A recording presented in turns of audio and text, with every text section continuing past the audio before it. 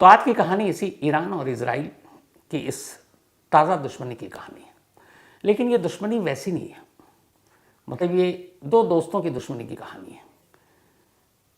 तो अभी जो हुआ उसके पीछे सिर्फ पहले शॉर्ट में बता देता हूँ। 2011 से सीरिया में एक गृह युद्ध शुरू हुआ, सिविल वॉर। वहाँ की जो सरकार, वहाँ के जो प्रेसिडेंट हैं, राष्ट्रपति हैं बशर अल असद, तो उनके खिलाफ वहाँ पे घरेलू एक तरह से विद्रोह छिड़ गया। अब उसमें कुछ अलग अलग संगठन भी घुस गए, सत्ता उखाड़ फेंकने की कोशिश करने लगे। कहा गया कि इसके पीछे अमेरिका हवा दे रहा है।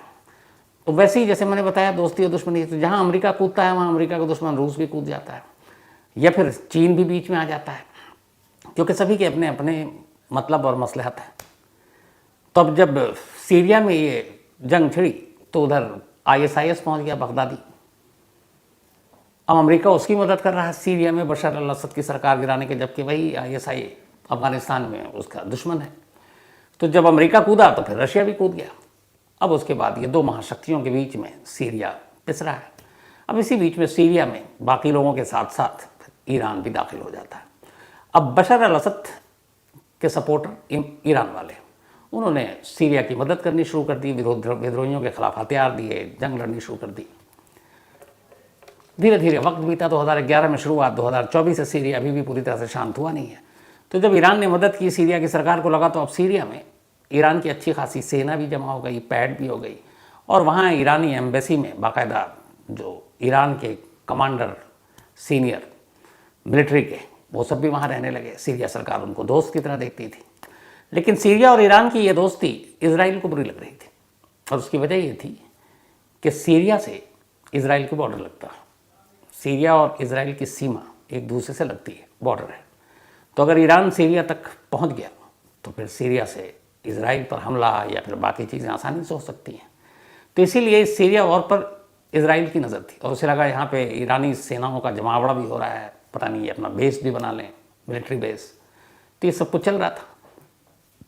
इसी दौरान में 14 अप्रैल को इजराइल सीरिया में अमेरिकी जो ईरानी एम्बेसी है उसके ऊपर एयर स्ट्राइक कर देता है। हालांकि इजराइल मना करता है, लेकिन यह है कि इजराइल ने हमला किया, जिसमें कुछ सीरिया के करीब 8-10 लोग, नागरिक, बेकसूर लोग मारे जाते हैं, और 7 सैन्य कमांडर, मिलिट्री ऑफिसर जो उस वक्त एम्बेसी में थे ईरान के, वो ईरानी मिलिट्री के अफसर इस हवाई बमबारी में मारे जाते हैं। अब एम्बेसी पर हमला मतलब उस देश पर हमला माना जाता है, ये पूरी दुनिया में है। मैंने आपको पहले भी बताया कि एक देश के अंदर जो एम्बेसी होती है, वो एम्बेसी में वही कानून चलता है जो उस देश में चलता है। तो उस एम्बेसी के अंदर अगर कोई कानून होता है तो उस देश का कानून उस पर चलेगा। तो अब ईरानी एम्बेसी पे हमला हुआ तो इसका मतलब ईरान पर हमला हुआ। इसी के बाद ईरान ने इंतज़ार किया, उस वक्त रमज़ान था, फिर ईद आई, उसने इंतज़ार किया, और 14 अप्रैल को, 11 अप्रैल को ईद, उसके 3 दिन बाद उसने 300-400 ड्रोन सीधे भेज दिए इजराइल। उसमें कुछ गिरे, कुछ मार दिए गए, लेकिन इस ड्रोन के बाद लगा कि इन दोनों देशों के बीच में दुश्मन, मतलब एक तरह से जंग होगी। तो 14 के बाद अभी तक तो ऐसा कुछ हुआ नहीं है, ज़ुबानी जंग जारी है। तो ये तो मेन वजह थी जिस पे इस जंग की सुगबुगाहट शुरू हुई। लेकिन इजराइल और ईरान दुश्मन कैसे, ये जानना ज़रूरी है। 1948 में जब इजराइल का जन्म हुआ, हमारा 47 हुआ था। इजराइल के जन्म की पूरी कहानी आपको मैंने डिटेल में सुनाई है, जिन लोगों ने नहीं सुनी वो इस खबर के आखिर में वो लिंक देख सकते हैं। तो 1948 तक एक फ़लस्तीन हुआ करता था, ये अरब देशों के अंदर आता है, मिडिल ईस्ट में। तो वहाँ फ़लस्तीनी रहते थे, फिर फ़लस्तीनियों के साथ साथ यहूदी रहा करते थे, और अंग्रेज़ों की हुकूमत थी, अंग्रेज़ों का कब्ज़ा था, जैसे हमारे देश पर था 47 तक। 1948 में अंग्रेज़ वहाँ से निकल लेते हैं, पर जाते जाते वही हरकत करते हैं जो हमारे साथ किया था उन्होंने। 47 में यहाँ से जाते जाते इंडिया के टुकड़े कर दिए, तो एक पाकिस्तान बना लिया, एक इंडिया। सेम वहाँ फ़लस्तीन से जाते जाते अंग्रेज़ों ने ये किया कि एक जो ज़मीन का टुकड़ा था उन्होंने उसके 2 से 3 हिस्से कर दिए। उन्होंने कहा इस पर फ़लस्तीनी रहेंगे, इस पर यहूदी रहेंगे, और इस तरीके से दुनिया में पहली बार, और तब यूनाइटेड नेशन यानी संयुक्त राष्ट्र का इसको सपोर्ट था, और अमेरिका सपोर्ट कर रहा था। तो 1948 में इस तरीके से इजराइल का जन्म हुआ और यूनाइटेड नेशन ने मान्यता दे दी। लेकिन ये तय था कि जो अरब देश हैं, क्योंकि अरब देशों से घिरा हुआ है ये पूरा फ़लस्तीन और इजराइल, वो तो बिल्कुल नहीं मानेंगे, क्योंकि अरब देशों में और यहूदियों में शुरू से खींचातानी चली आ रही है। और वही हुआ, सऊदी अरब समेत जितने भी थे, चाहे वो लेबनान हो, जॉर्डन हो, सीरिया हो, इवन इराक हो, इन सब में से किसी ने यूएन के इस नए देश यानी कि इजराइल के जन्म को मान्यता नहीं दी। लेकिन पहला देश मुस्लिम कंट्री जो था जिसने मान्यता दी वो था टर्की, जो अब तुर्की हो गया। टर्की ने उस वक्त इजराइल को एक देश के तौर पर मान्यता दे दी, पर बाकी अरब देश नाराज हो गए, थोड़ा वक्त बीता। दूसरा मुस्लिम देश बन गया ईरान, जिसने इजराइल को मान्यता दी। अब ये सोचिए कि इजराइल का जन्म होता है, पश्चिमी देश, वेस्टर्न कंट्री, अमेरिका, ये सब, यूएन सब दे रहे हैं। मुस्लिम कंट्री किसी ने, पूरी दुनिया में जितने भी मुस्लिम देश हैं, किसी ने मान्यता नहीं दी। पहला था टर्की और दूसरा था ईरान। अब सोचिए कि आज 2024 में ईरान और इजराइल के बीच में हम जंग की बात कर रहे हैं, और 48 से लेके 50, 51, 52 के बीच की बात है। जब सेकंड मुस्लिम कंट्री ईरान था जिसने कहा नहीं, हम इजराइल को मान्यता देते हैं, यानी दोस्ती थी। तब ईरान की भी मुखालफत और खिलाफत शुरू हो गई, विरोध अरब देशों ने किया कि तुम कैसे देश हो मुस्लिम, एक यहूदी देश को तुम मान्यता दे रहे हो, ये गलत है, उन्होंने फ़लस्तीन की ज़मीन पर कब्जा कर रखा है, अंग्रेज़ों ने ये गलत किया है, और तुम उसके ऊपर मुहर लगा रहे हो कि इस देश का जन्म है, कि यहूदियों का जन्म होगा इस देश का। तो ईरान ने उस वक्त ये विरोध भी सहा मुस्लिम देशों का, लेकिन उसने कहा नहीं, मैंने दिया तो दिया।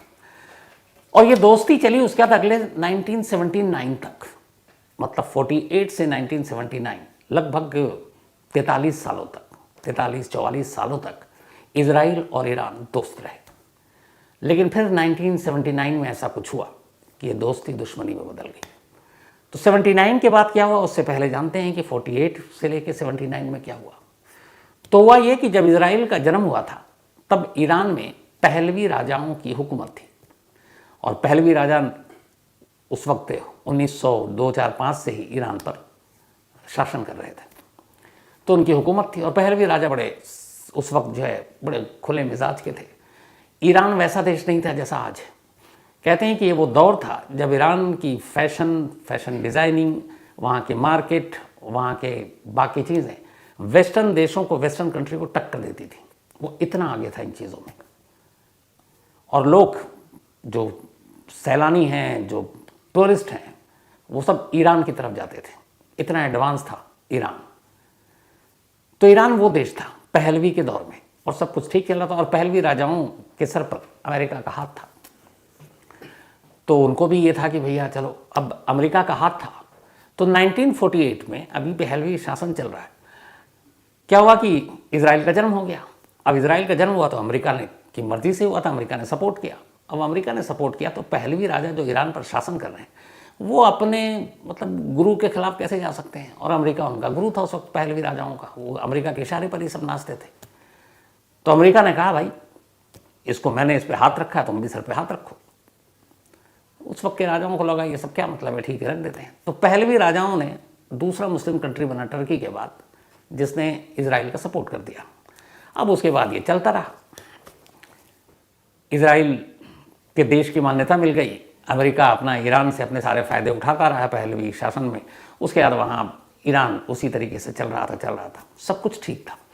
लेकिन 70s आते आते अब पहलवी राजाओं के ख़िलाफ़ ईरान में बगावत होनी शुरू हो गई, और उस पूरे मूवमेंट को जो लीड कर रहे थे उस वक्त के धार्मिक नेता कर रहे थे, और उनमें से एक जो थे सबसे बड़े, वो थे आयतुल्ला रुहुल्ला खुमैनी। तो इनका ये था कि ईरान गलत रास्ते पर भटक गया है, ईरान में वेस्टर्न कल्चर आ गया है, हम अपने कल्चर को भूल चुके हैं, और ईरान को एक इस्लामिक स्टेट बनाना चाहिए, मतलब एक इस्लामिक देश। तो आयतुल्ला खुमैनी की ये मूवमेंट चलती रही, विरोध होता रहा है, और उस वक्त गलती उनकी भी थी जो पहलवी सारे शासन करते थे, उनकी अय्याशियाँ, उनके वो लोगों की तरफ ध्यान नहीं देना। पैसे बहुत थे, फाइनेंशियली बहुत मजबूत थे, लेकिन जब एक नया मूवमेंट शुरू हुआ तो नौजवान बहुत बड़ी तादाद में जुड़ गए, और धीरे धीरे विरोध प्रदर्शन इतना हुआ कि 1979 में जो आखिरी पहलवी राजा था उसको अपनी जान बचाकर अमेरिका भागना पड़ा। वो अमेरिका भाग गया। अच्छा, इस दौरान में क्या था कि पहलवी राजाओं की सपोर्ट की वजह से इजराइल को मान्यता मिली, और इजराइल की एम्बेसी तक तेहरान, जो ईरान की राजधानी है, वहाँ खुल चुकी थी, और वहाँ से दूतावास चलता था। और इधर तेल अवीव में भी बाकायदा ईरान की एम्बेसी थी, मतलब इजराइल के अंदर, और वहाँ इनके राजदूत हुआ करते थे। तो 1979 में जब पहलवी राजाओं का शासन खत्म हुआ और इस्लाम एक स्टेट बना, एक इस्लामिक राज्य ईरान, तो वहाँ के सबसे बड़े जो एक तरह से हुक्मरान बने वो आयतुल्ला रुहुल्ला खुमैनी बने। अब ईरान को पूरी तरह से एक इस्लामिक देश घोषित कर दिया गया। अमेरिका से वैसी दुश्मनी थी, जो आयतुल्लाह खुमैनी ने अपना मूवमेंट चलाया था, और उस वक्त अमेरिका का नाम रखा था बड़ा शैतान, और उसका दोस्त था चूँकि इजराइल, तो उसका नाम रखा था छोटा शैतान। तो जब ये मूवमेंट चल रहा था तभी ये हो गया था कि अगर पहलवी राजाओं का शासन ख़त्म हुआ तो फिर इजराइल और ईरान के रिश्ते बहुत बुरे होने वाले हैं, क्योंकि छोटा शैतान के नाम से पुकारा जाता था। और अमेरिका को भी, तो अमेरिका ने भी कोशिश की थी कि ये मूवमेंट कामयाब ना हो। बहुत सारे उसकी अपनी CIA जो एजेंसी है सब, उसने पूरी कोशिश की, मदद की, लेकिन लोग इतने नाराज़ थे, लोगों का इतना सपोर्ट था कि पहलवी राजाओं को अपनी जान बचाकर अपनी फैमिली के साथ अमेरिका भागना पड़ा, और अमेरिका ने उनको पनाह दे दिया। अब जब पनाह दिया तो यहाँ ईरान के लोग और गुस्सा हो गए, उन्होंने कहा ये हमारा मुजरिम है, आप हमें यहाँ उसको वापस भेजो, हम उसको सज़ा देंगे। तो इसको लेकर और विरोध शुरू हो गया। अमेरिका ने खैर भेजा नहीं। अब इधर जो पहलवी राजाओं के जाने के बाद और आयतुल्लाह खुमैनी के आने के बाद सारी चीज़ें बदल गई। वो चीज़ें बदली जो अब तक 1948 से 79 तक चल रहा था। उस वक्त ये था कि इजराइल और ईरान के इतने अच्छे रिश्ते थे, बिजनेस एम्बेसी थी दोनों की एक दूसरे की, यहाँ तक कि अब ईरान एक, चूँकि अरब देश में तो है ईरान, लेकिन ईरान के साथ एक और भी दिक्कत थी। ईरान को ये लगता था कि जो सारे अरब देश हैं, चाहे उसमें पड़ोसी इराक हो या फिर इधर सऊदी अरब उस वक्त का सबसे बड़ा बिग शॉट, तो ये सब सुन्नी बहुल देश हैं, यहाँ पे सुन्नियों की तादाद ज़्यादा है। और ईरान दुनिया का इकलौता देश है जहाँ पे शियाओं की वर्चस्व, शियाओं की आबादी ज़्यादा है। तो लगता था ईरान को हमेशा कि हम शिया देश हैं, इसलिए हमारे साथ बाकी मुस्लिम देश सही बर्ताव नहीं करते। अभी हाल में आपने देखा होगा पाकिस्तान और ईरान के बीच में भी रिश्ते ख़राब चल रहे हैं। तो शिया और सुन्नी का भी चक्कर आ गया था, और इसीलिए बाकी अरब देश एक तरफ हो जाते थे और ईरान अकेला पड़ जाता था। तो ऐसे वक्त में जब दोस्ती थी इजराइल के साथ, और इजराइल एक नया देश, उसे मालूम है कि हम, उस वक्त तो इजराइल की आबादी 50-60 लाख थी, आज के देश में अभी करीब 95 से 96 लाख है, टोटल 95 और 96 लाख पॉपुलेशन है टोटल इजराइल की। और इजराइल को पता है कि हम चारों तरफ से अरब देशों से घिरे हुए हैं। इजराइल के जो बॉर्डर लगते हैं वो सारे जो बॉर्डर हैं, एक तरफ सीरिया है, एक तरफ जॉर्डन है, इसके अलावा मिस्र है, लेबनान है, तो ये सारे अरब देश, थोड़ी थोड़ी दूरी पर फिर बाकी देश आ जाते हैं। अब ऐसे अरब देशों के बीच में एक यहूदी देश, तो उसको तो हर वक्त वैसे ही खतरे में है कि पता नहीं कौन कब क्या कर दे। तो ऐसे में ईरान का सपोर्ट करना पहलवी राजाओं के थ्रू इजराइल को एक बड़ी मदद मिली। और ईरान इसलिए सपोर्ट कर रहा था इजराइल को, वैसे उसको मतलब नहीं था, क्योंकि वो अपने आका यानी अमेरिका को खुश करना चाहता था, और उसके बदले अमेरिका से जो भी उसको बाकी चीज़ें मिलती हैं, जो अमेरिका देता है ना, पैसे दे के मुँह बंद कराता है, तो वो सारी फैसिलिटी भी मिल रही थी, अय्याशी की चीज़ें भी मिल रही थी।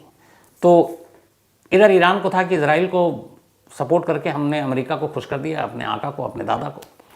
और इजराइल को ये था कि चलो इन अरब देशों के बीच में एक तो ऐसा देश है जो हमारी मदद कर रहा है, तो दोनों की दोस्ती बड़ी गहरी हो गई।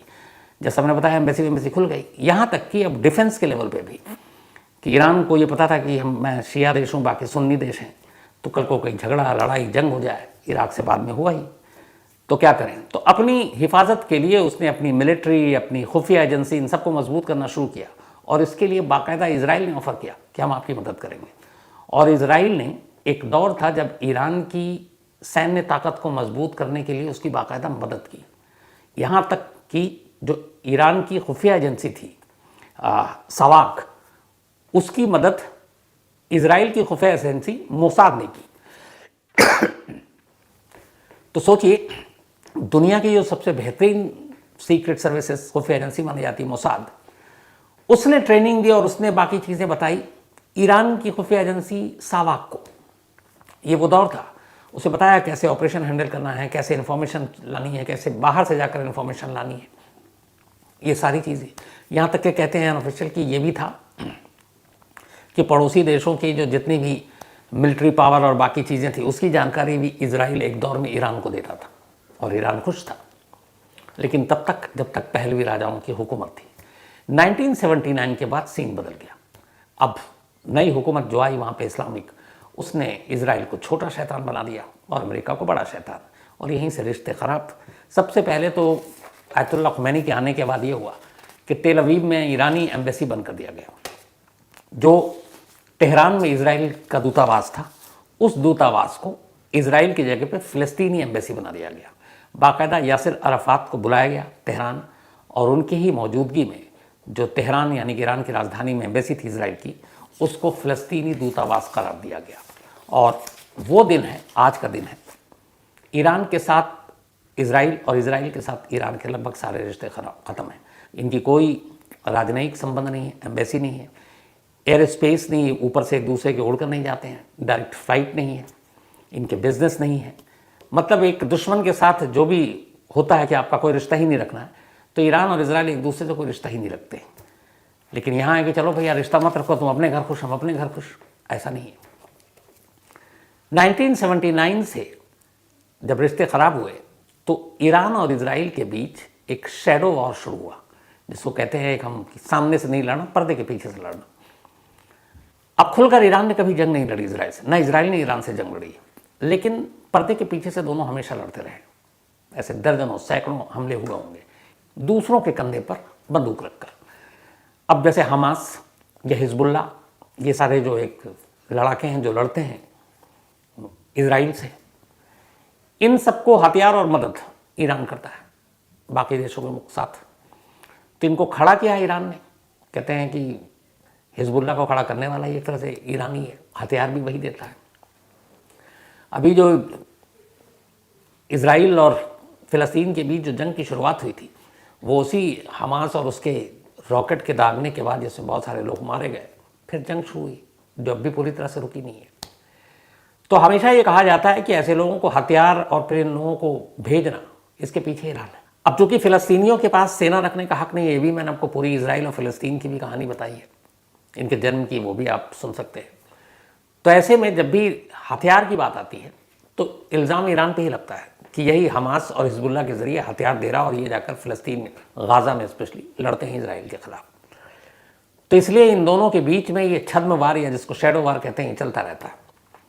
लेकिन दिक्कत शुरू हुई अब सीरिया से, क्योंकि सीरिया में ईरान अचानक वहाँ की जो जंग है इंटरनल, लड़ते लड़ते वहाँ उसने अपनी अच्छी खासी पैठ बना ली है। इसराइल को अब डर है कि कहीं सीरिया के थ्रू, क्योंकि ईरान से इसराइल की दूरी करीब 1800 किलोमीटर, 1800 किलोमीटर, बॉर्डर नहीं लगती दोनों की, लेकिन सीरिया से इसराइल की वो सीमा लगती है और सीरिया तक ईरान ईजिली पहुँच सकता है। तो ये भी एक प्लानिंग का हिस्सा है और इसीलिए इसराइल इन चीज़ों से डरा हुआ है। लेकिन जब ये हमला हुआ अभी ड्रोन से सीरिया की में मौजूद ईरान की एम्बेसी पे, तो उसका ये बदला लिया जाना था, ये हुआ। लेकिन अब इस बदले के बाद आगे बदला लिया जाएगा, क्या होगा पता नहीं। लेकिन अगर होगा तो यहाँ एक चीज़ और है कि जो इसराइल और फ़िलिस्तीन या फिर इनके बीच में जो जंग चल रही है, ये असल में एक तरफ गोली और एक तरफ पत्थर है। आमतौर पर इसी तरह जंग चल रही है, तो इसमें बहुत बड़ी तबाही और बर्बादी आपने कभी नहीं देखी। लेकिन कहते हैं कि अगर ईरान और इसराइल के बीच में ऐसी हो जाए तो फिर बात ऐसी नहीं होगी, इसलिए कि दोनों ही इनकी जो पावर है, सैन्य ताकत है, वो लगभग बराबर है, एक न्यूक्लियर बॉम्ब को छोड़ दें। बल्कि कई मामलों में, कुछ मामलों में ईरान हावी है। तो ऐसे में फिर बात पत्थर और गोली की नहीं होगी, बल्कि गोली वर्सेस गोली होगी, बम वर्सेस बम होगा, टैंक वर्सेस टैंक होगी। तो फिर और जब होगा तो जो बाकी दोनों के दोस्त देश हैं, जैसे हो सकता है अरब मुल्क सऊदी को शायद छोड़ दें तो बाकी ईरान की तरफ चला जाए, सीरिया हो, लिबनान हो, मिस्र का पता नहीं, टर्की का पता नहीं, लेकिन हो सकता है। अब अगर दोनों की ताकत का अंदाज़ा आप लगाएं, जैसा मैंने कहा पॉपुलेशन के हिसाब से इसराइल की आबादी सिर्फ अराउंड 96 लाख है, जबकि ईरान की आबादी लगभग इस वक्त 9.25 करोड़ है। तो 9.25 करोड़ और इसराइल की लगभग करोड़ से कम, तो आबादी में बहुत ज़्यादा। अब अगर दोनों की आर्मी या सेना की बात करें तो ईरान के पास इस वक्त जो एक्टिव फोर्स है मिलिट्री, वो है 5.25 लाख, 5.25 लाख सैनिक हैं उनके पास, जबकि इसराइल के पास हैं सिर्फ 1,73,000 यानी 2.25 लाख। जो रिजर्व फोर्स है ईरान के पास है 3.5 लाख सैनिक, लेकिन इसराइल के पास हैं 4.65 लाख। उसकी एक वजह यह है कि इसराइल का हर सिटीज़न, हर नागरिक, उसको कहा जाता है कि आपको एक बार अपने देश की सेना में शामिल होकर उसकी सेवा करनी होगी, इसलिए इनकी रिजर्व फोर्स की तादाद ज़्यादा है। इसके अलावा अगर न्यूक्लियर बॉम्ब की बात करें, कहते हैं कि इसराइल के पास 80 न्यूक्लियर बॉम्ब है। ईरान के बारे में यह है कि ईरान के पास न्यूक्लियर बॉम्ब नहीं है, लेकिन उसके पास यूरेनियम बहुत है और उसने अपने बहुत सारे वेपन को अपग्रेड कर लिया। लेकिन कई बार इल्ज़ाम लगता रहता है कि ईरान ने चोरी छुपे अपने न्यूक्लियर प्रोग्राम को कामयाबी से पूरा कर लिया, लेकिन अभी तक फाइनल इसकी रिपोर्ट नहीं आई है।